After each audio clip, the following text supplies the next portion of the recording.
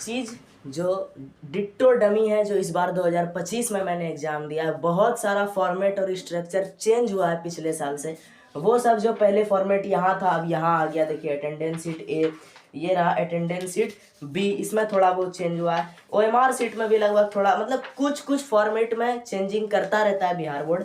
तो अगले साल में कैसे फिल करना है वो भर के दिखाएंगे एकदम न्यू वाले फॉर्मेट पे, डमी में।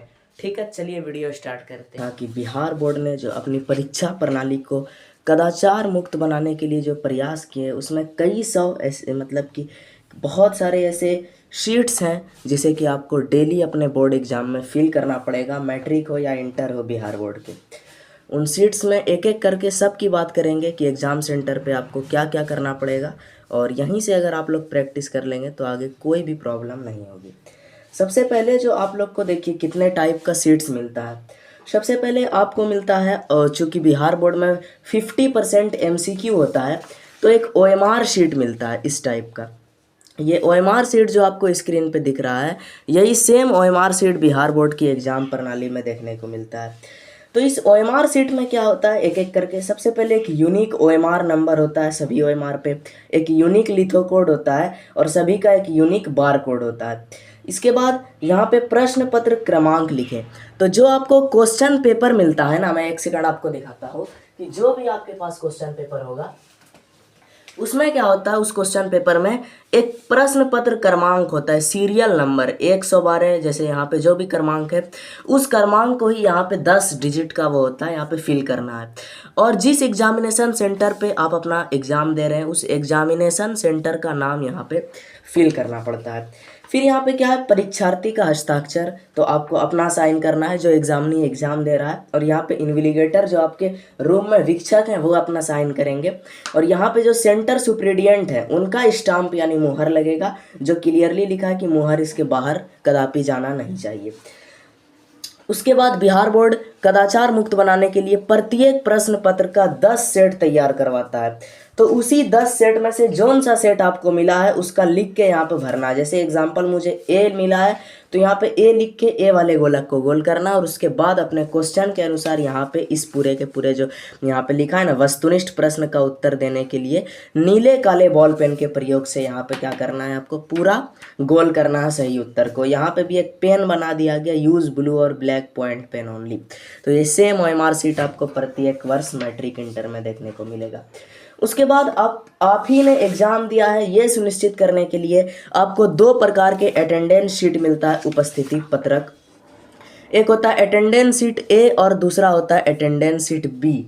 तो अटेंडेंस शीट ए में क्या होता है कि सब चीज़ आपका, मतलब नाम रोल नंबर सब कुछ तो हर सीट में प्री प्रिंटेड होता है फोटो सहित। यहाँ पे लिथो कोड बार कोड होता है और है ना सेंटर सुप्रीडियंट के मुहर के लिए जगह छोड़ा होता है। उसके बाद यहाँ पर क्या देखने को मिलता है, तो यहाँ पे देखिए प्रत्येक दिन जिस जिस विषय का एग्जाम है उस विषय का कोड, उसका नाम और उस एग्जाम का डेट यहाँ पर प्रिंट होता है। आपको डेली उसी डेट में क्या करना होता है, क्वेश्चन का सीरियल नंबर लिख के अपना सिग्नेचर करना पड़ता है और उपस्थित वाले गोलक को गोल करना पड़ता है। डेली ये काम करना पड़ेगा। उसके बाद आपको डेली एक और मिलेगा जिसका नाम है अटेंडेंस शीट बी, उपस्थिति पत्रक बी। इस बी वाले उपस्थिति पत्रक में क्या है कि आपकी सारी जानकारी, नाम roll number unique ID registration सब कुछ फोटो सहित प्रिंटेड होता है, बारकोड प्रिंटेड होता है, लिथो कोड प्रिंटेड होता है। इसके 2 हिस्से हैं, एक है कंप्यूटर कॉपी, एक है ऑफिस कॉपी। तो आपको डेली इसके दोनों हिस्सों में ऑफिस वाली कॉपी में जो OMR नंबर मिलता है वो भरना पड़ता है, और जो आंसर बुक का नंबर होता है, उत्तर पुस्तिका का संख्या यहाँ पे लिखा होता है उसको भरना पड़ता है और अपना साइन करना पड़ता है।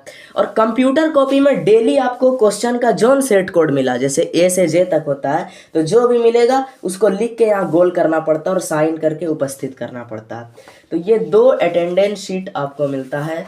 ये एकदम रियल, एकदम डमी रिप्लिका है, यही सेम आपको मैट्रिक इंटर में भरना पड़ेगा। ठीक है, उसके बाद OMR भी हो गया, अटेंडेंस शीट भी हो गया। अब आपको मिलता है कॉपी, आंसर लिखने के लिए उत्तर पुस्तिका।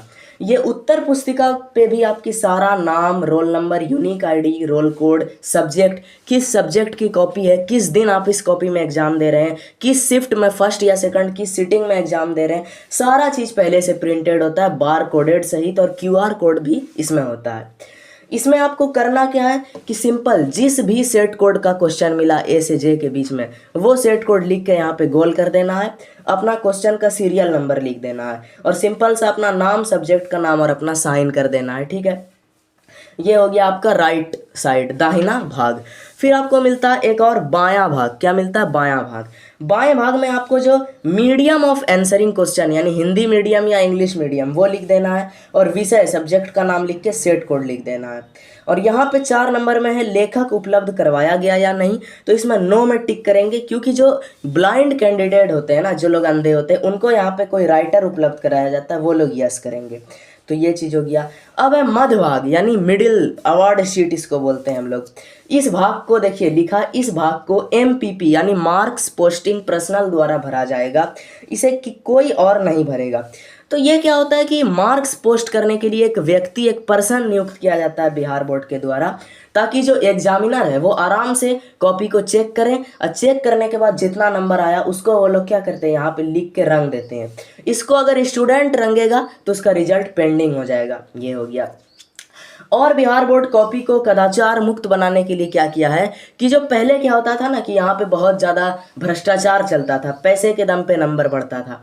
तो अब क्या है, जिस दिन आप कॉपी लिख के अपने वीक्षक को सौंपेंगे, उसी दिन उसी समय आपका जैसे कॉपी स्ट्रांग रूम में ऑफिस में जाएगा, वहाँ पे आपका दाहिना भाग, ये जो यहाँ पे लिखा है ना, यहाँ पर फाड़े राइट साइड, वो काट के अलग कर दिया जाता है। क्यों काटा जाता है? क्योंकि आपका फोटो, नाम, रोल नंबर, जितना भी डिटेल है ना, वो सब कुछ दाहिना भाग में ही होता है और किसी भाग में नहीं होता।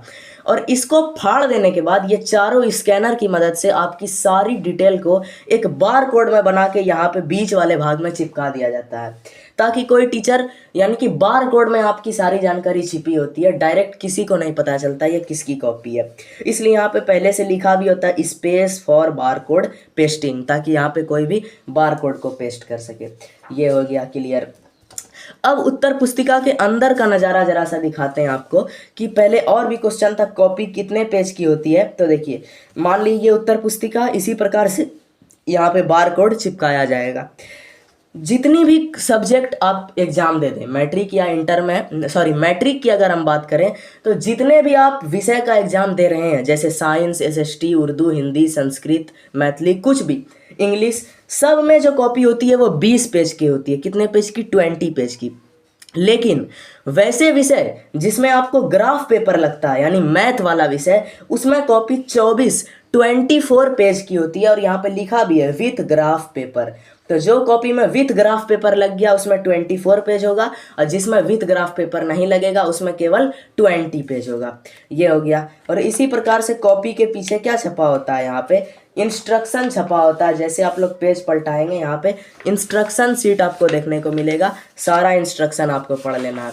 कॉपी का जो पहला पेज होता है वो एग्जामिनर के उपयोग के लिए होता है, किस क्वेश्चन में कितना नंबर मिला वो सारा डिटेल यहाँ पे फिल किया जाता है, सेम ऐसा ही रहता है। उसके बाद कॉपी से यहाँ पे पेज नंबर 2 से जो है आप लोग को यहाँ से भी लिख सकते हैं, 3 से भी लिख सकते हैं, ये पेज स्टार्ट होता है। बात करें कॉपी के पेज की, तो पेज में क्या होता है कि पहले से हाशिया यानी मार्जिन छुटा होता है।